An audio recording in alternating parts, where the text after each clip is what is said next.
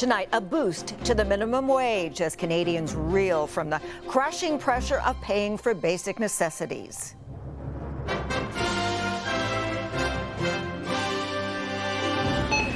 Benefiting from the bump up. It's a positive effect. But is it enough to combat the cost of living crisis? No, I can't even move out. Prices keeps getting higher and higher. An inside look at a homeless camp. Hello, anybody home? The rising risks and complicated concerns. A large group of people, all with complex health and mental health issues in a confined space. Plus praise for a science project. Honestly, some of the things that she did are things that some of my postdoctoral fellows haven't even done yet. A 17-year-old's head-turning research. This experience is life-changing for me. And her potential treatment for cancer.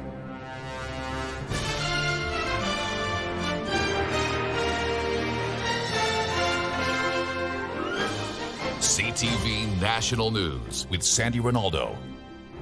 Good evening. These are tough times with the soaring cost of living and issues of affordability.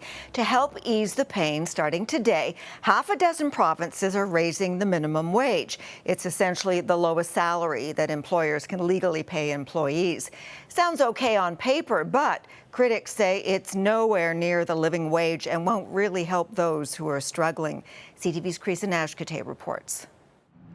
As the minimum wage increased in 6 provinces today, it brought little relief to those already struggling to make ends meet. No matter how much you raise minimum wage, things are always going to be so expensive. The minimum wage can't keep up, and it does cause problems. While BC, Alberta, Quebec, New Brunswick, and the territories see no changes to wage rates, Ontario will go up to $16.55, Manitoba $15.30. While Nova Scotia, PEI, and Newfoundland and Labrador rise to $15, leaving Saskatchewan as the lowest in the country. Advocates welcome the raise, but say it's still not enough. Our living wage is actually $23.15. That means if you're working full-time at minimum wage, even after this increase, you're still short by $230 a week. Nova Scotia workers are earning $1.40 more per hour compared to last year. 8 years overdue, says this policy analyst, as the working class make more visits to the food banks. They're getting by making very difficult choices, whether that might mean not filling a prescription drug because they can't afford to, that might mean sacrificing food. The Canadian Federation of Independent Business says the wage increase will only create more challenges for small business owners, and they are predicting fewer job opportunities. It does push more businesses to try to look at what processes they might be able to automate, whether they can reduce the number of hours that they have. That's not going to fix the problem. It has never fixed the problem. This economist, on the other hand, warns the rise is only a band-aid solution. At a time where the Bank of Canada is struggling to rein in inflation, I hate to say it, but this is an inflationary move on multiple provinces, which increases the likelihood that at some point in the next 6 months, we're probably beginning to talk about another interest rate increase again. Meanwhile, advocates say they would like to see all levels of government step up with more support for low-income workers during these difficult economic times. Sandy. Creason, thank you. Now, the minimum wage in Quebec holds firm at $15.25 per hour, and support workers at schools in the province say their salaries are simply not enough to pay for the basics. They're wrestling with inflation and rising interest rates, and as CTV's Matt Gilmore reports, now they're threatening to strike. It's either we starve now and have a strike, or we starve later on. For school support workers, salaries aren't keeping up with the cost of living. From 2020 to 2021, the average annual salary of a school support staff employee was $24,284 a year. And amid stalled contract talks, their union has released the results of a survey of 7,000 support workers, detailing the economic insecurity they experience. Among the worrying statistics, 52% say they can no longer afford their basic monthly expenses like housing, food, and electricity. 78% say they're living paycheck to paycheck, and 12% say they had to use a food bank during the past year. Andrea Di Tommaso represents English sector workers. She says almost half are looking for work in the private sector. Everything is built upon support staff.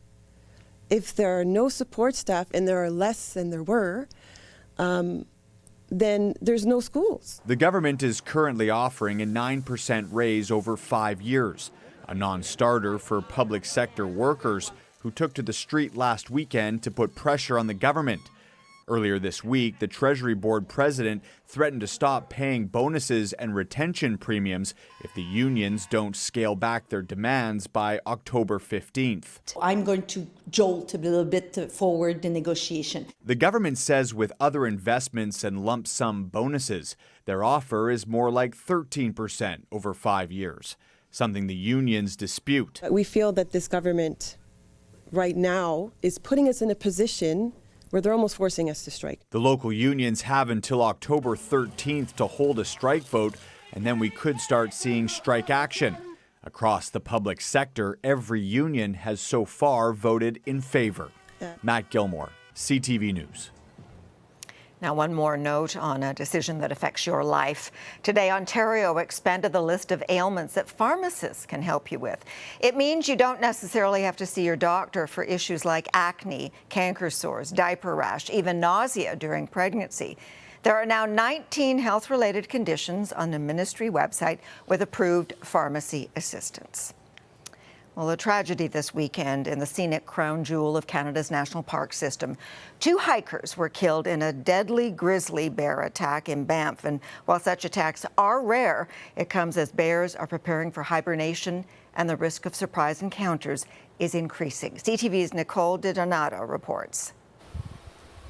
It's a quiet, picturesque place where people can immerse themselves in nature. But on Friday night, in this remote area of Banff National Park, a grizzly bear killed a husband and wife. These are people who were great humans, great adventurers, spent a lot of time in the outdoors and in the backcountry, had a lot of expertise. So it's, of course, a big shock to the family. The attack has left some on edge. Over the years, there's been more and more grizzly bear sightings from us as riders and hunters. At one trip, you can see up to 5 in a small area. Parks Canada received an alert from a GPS device around 8 Friday night indicating a bear attack. It came from the Red Deer River Valley west of Yaha Tinda Ranch. A specially trained Parks Canada team rushed to the area. Because of the weather, they couldn't use a helicopter, so hiked in overnight. Around 1 a.m., they found the couple dead and encountered an aggressive grizzly bear. It was euthanized for public safety.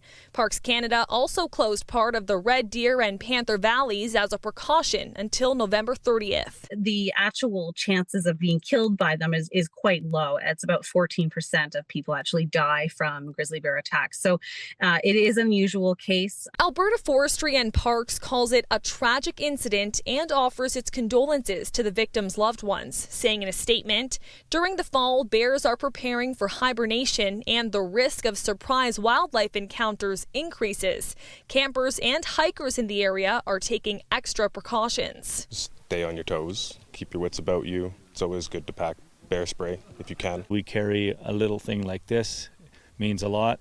Communication with your family, and you can SOS anytime, and coordinates. RCMP took the victims' bodies to Sundre. The investigation continues into what led to the fatal attack. They were doing what they love with the person that they loved. Nicole DiDonato, CTV News, Banff National Park.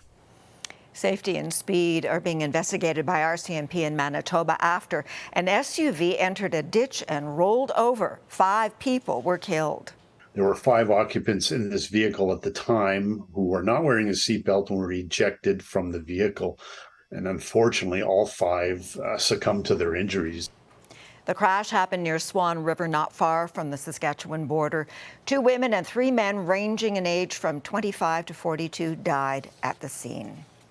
Jury selection will begin tomorrow in the trial of Cameron Ortis, the former RCMP Intelligence Director General accused of leaking top-secret information. It is the first ever trial under the country's Security of Information Act. And as CTV's Judy Trin reports, intelligence observers see it as a test of Canada's ability to prosecute espionage cases.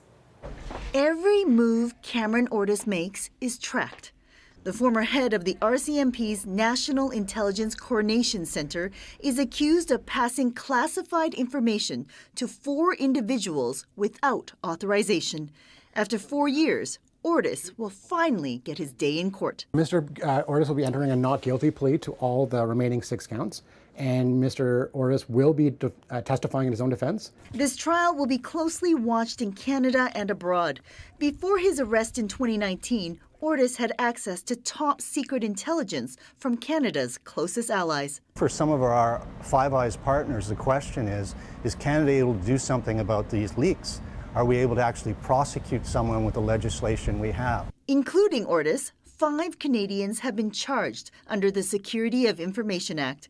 2 cases were dismissed, while Naval Officer Jeffrey Delisle was convicted in 2012 after confessing to selling secrets to Russia. I lived under a different identity. Earlier this year, another Mountie, former undercover officer Bill Miker, who has ties to China, was charged under the act.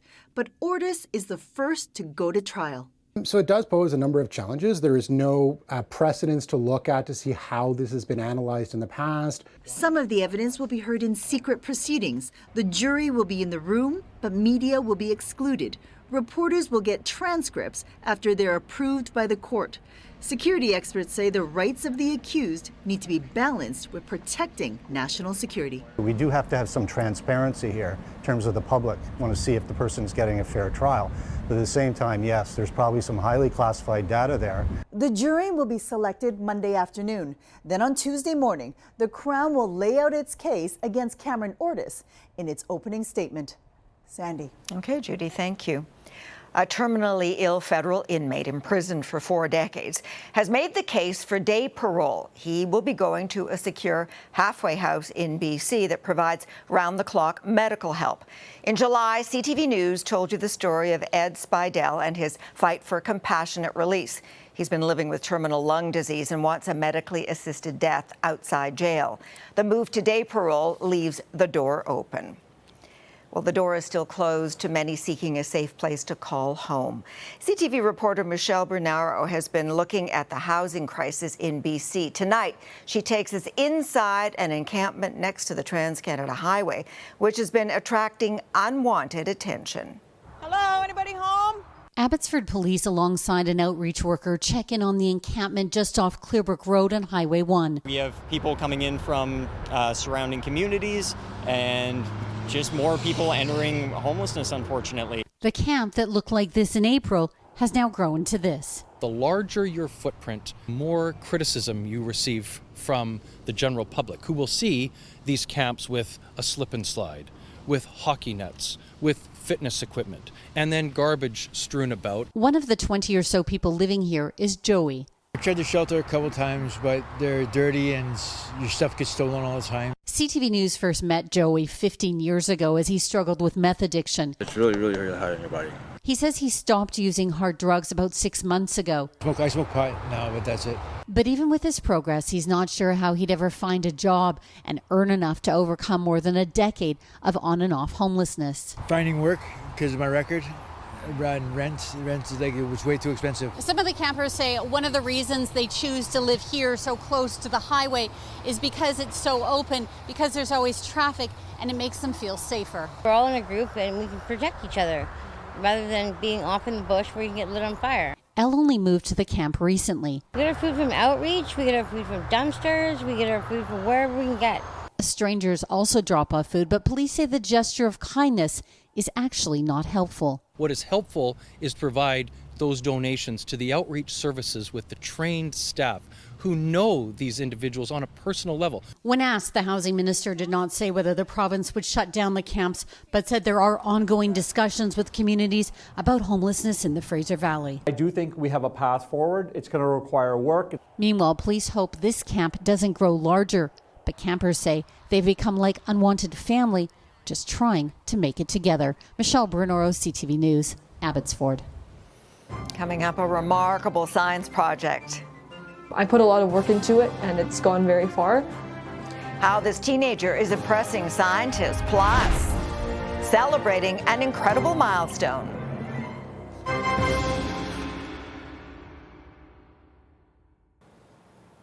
Turkish warplanes have destroyed at least 20 Kurdish rebel targets in northern Iraq following an attack on a government building in Ankara. A suicide bomber detonated an explosive device outside the Interior Ministry just hours before Turkey's parliament was set to begin session. Police say a second attacker was killed in a shootout. An early morning fire at a popular nightclub in southeastern Spain has claimed the lives of at least 13 people. Emergency workers are still searching the damaged structure for more victims. The city of Murcia has declared 3 days of mourning. In northern Mexico, authorities are searching for survivors after a church roof collapsed during mass, killing an undetermined number of people. Children were among the 30 trapped under the rubble. Police say about 100 parishioners were inside at the time. Well, after a near-death experience, Buffalo Bills safety Damar Hamlin fought his way back onto the football field. And today, Hamlin got a roaring ovation in Buffalo, playing in his first NFL regular season game since going into cardiac arrest back in January. It's amazing. Hamlin's courageous comeback story is being celebrated. And birthday greetings go out to Jimmy Carter, America's longest surviving president, who is 99 years old today. The war veteran turned Georgia peanut farmer turned politician was the 39th president of the United States. Well wishes came his way from celebrities, including a sitting president. I've known a lot of presidents as you have, but I admire you because you have such incredible integrity, character, and determination. Carter celebrated with wife Rosalind, their 4 children, and 26 grandchildren and great-grandchildren. In February, it was announced he was entering hospice care at his home following a series of health issues. Still ahead, a potentially life-changing discovery. You must be pretty proud. I'm pretty proud. I'm pretty proud of my achievement. A Canadian high school student stuns the medical establishment.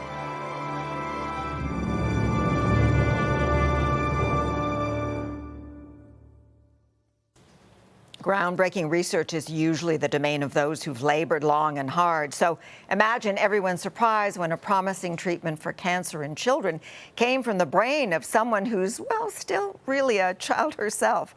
CTV's Alberta Bureau Chief Bill Fortier reports. Like many teens, Elizabeth Chen spends a lot of time online, but few have accomplished what she has done with a laptop. You must be pretty proud. I'm pretty proud. I'm pretty proud of my achievement.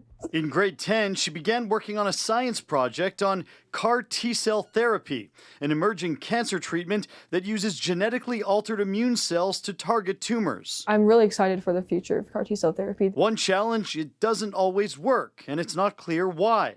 So Chen tried to find out, pouring through volumes of publicly available data, a 2-year search for commonalities among patients who went into remission and among patients with negative outcomes. I was able to identify unique genetic biomarkers, and those are then used as a predictive measure. This is like cutting edge stuff. This is stuff that has real world applications. Now in grade 12, her work has taken her from local and national science fair wins to international ones. She shared first place earlier this month at a European Union science competition in Belgium. It's the coolest thing. I think this experience is life-changing for me. Awards aside, Chen's real goal is saving lives. She hopes her work will lead to improvements to CAR T-cell therapy. I really hope that this allows patients to win more battles. With all her accomplishments, it's hard to believe she's only 17. I'd like to think that Elizabeth will be a future leader in whatever she decides to do. Honestly, some of the things that she did are things that some of my postdoctoral fellows haven't even done yet at this point. This expert in CAR T-cell therapy is working on similar research and says Chen's findings could help. We actually have a real-time data set that needs a bit of analysis, so there might be a bit of synergy here. Chen hopes to expand her project, publish her work, and move into the field of oncology. It's kind of like growing a plant, right? I started very small. I put a lot of work into it, and it's gone very far. And I hope it does go further as I water it more, I guess. With that mindset, drive, and intelligence, Elizabeth Chen could be one of Canada's next leaders in the battle against cancer. Bill Fortier, CTV News, Edmonton. After the break, a so-called Superman of the Sunshine Coast. If I can bring a smile to somebody's face, then I've done my job. He took a negative situation and made positivity bloom.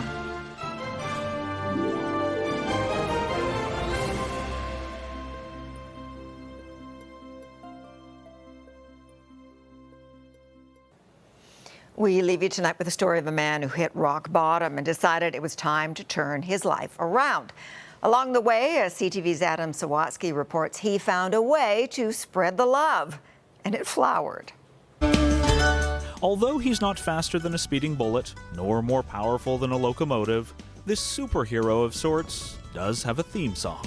The Flower Man, the Flower Man. And an origin story. Well, my goal before was to make a lot of money.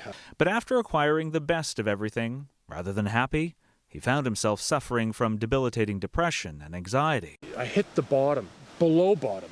I was just at my wit's end.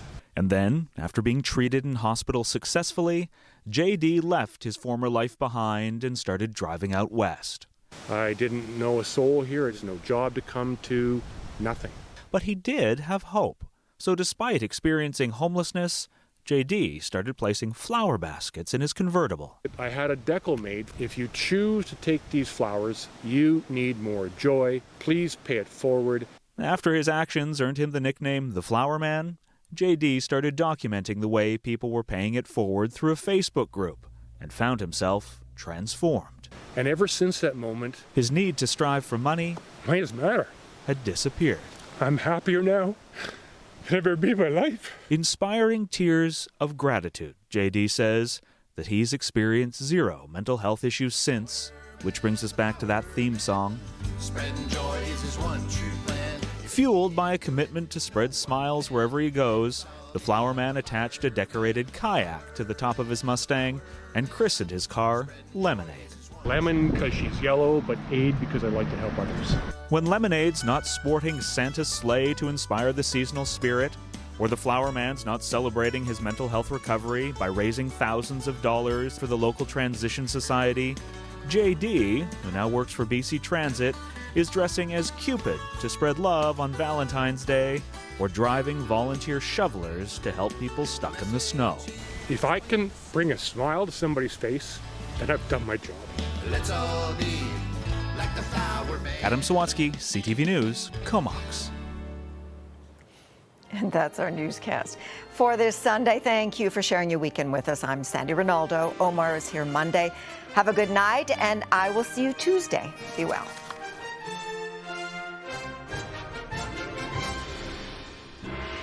CTV National News, Canada's #1 newscast.